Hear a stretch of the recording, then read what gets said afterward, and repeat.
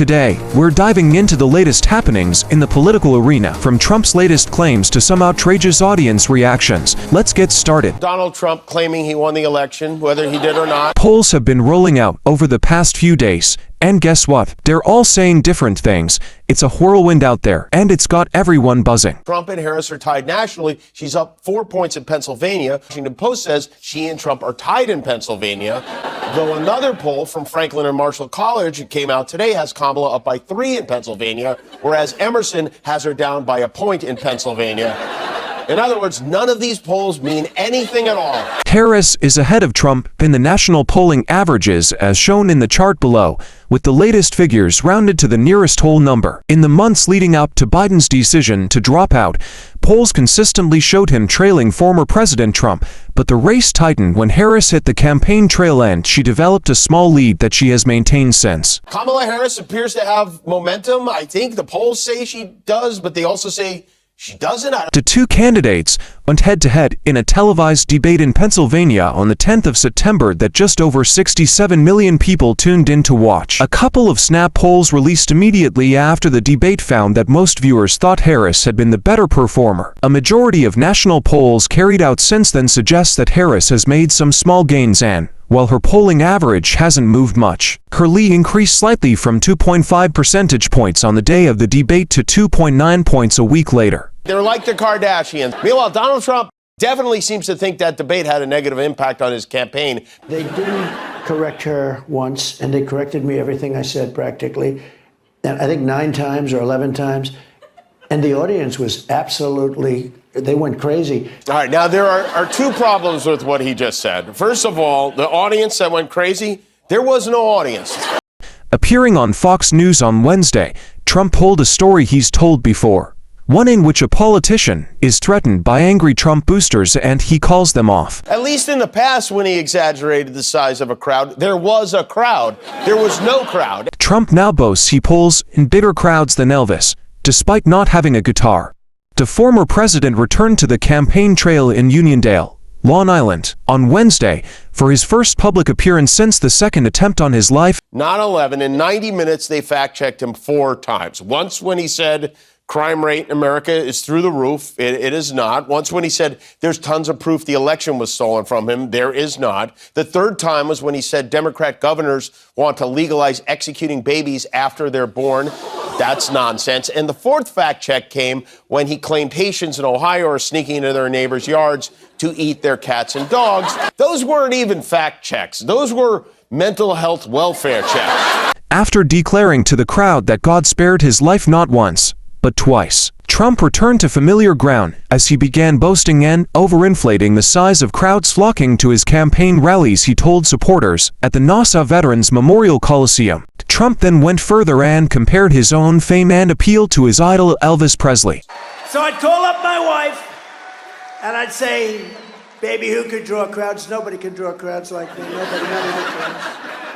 I'm the greatest of all time, maybe greater even than Elvis, because Elvis had a guitar. I don't have a guitar. As Disgraceland was boasting about having bigger crowds than Elvis, people got bored and started walking out of the arena. This is how his big rally wrapped up in Uniondale. Go out and get her book. She just wrote a book. I hope she said good things about it. I don't know. I didn't. So busy. Donald Trump admitted he hasn't read wife's memoir, but encouraged supporters to buy it during a rally. She just wrote a book called Melania. Go out and buy it. It's great. The book, titled Melania, releases on October 8th. During a campaign speech, the former president humorously acknowledged his lack of knowledge about the content of Melania's deeply personal book. If she says bad things about me, I'll call you all up and I'll say, don't buy it. Get rid of it. Sounds like things are solid at home. However, that didn't stop him from promoting it and urging his rallygoers to buy it, though he added a cautionary note. In other news, Trump also announced plans to visit to towns currently in the spotlight over their migrant issues. He hasn't read his wife's book. He's too busy.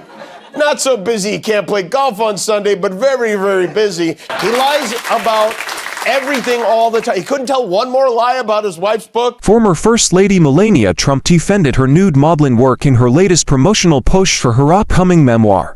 The former model, 54, took to Instagram to discuss her previous career on Wednesday. "Why do I stand proudly behind my nude modeling work?" the mom of one asked in a voiceover. "The more pressing question is, why has the media chosen to scrutinize my celebration of the human form in a fashion photo shoot?" she said. "Are we no longer able to appreciate the beauty of the human body?" Trump's voiceover was featured alongside images of famous works of art featuring nude figures, including Michelangelo's David, Paul Cézanne's Bathers, and John Collier's Lady Godiva. Throughout history, master artists have revered the human shape, evoking profound emotions and admiration. We should honor our bodies and embrace the timeless tradition, using art as a powerful means of self-expression, she argued. He's been posting these little videos narrating excerpts from the book and presenting us with riddles to unfold. Jimmy said, "I hear the book is full of riddles, like, what has to thumbs and hasn't read this book?"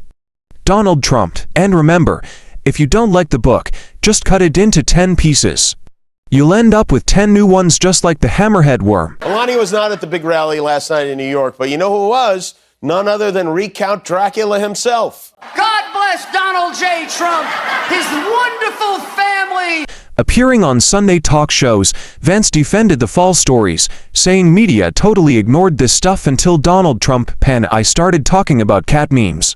"If I have to create stories so that the American media actually pays attention to the suffering of the American people, then that's what I'm going to do," he told CNN.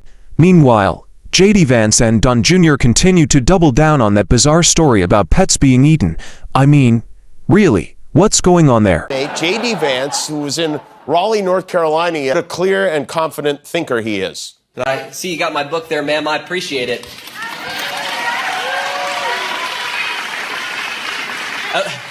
Available wherever bookstores are sold, so go out and get yourself a copy if you haven't yet. That wraps up today's news roundup.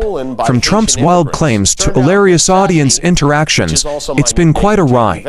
Don't forget to like, subscribe, and let us know your thoughts in the comments below. See you next time.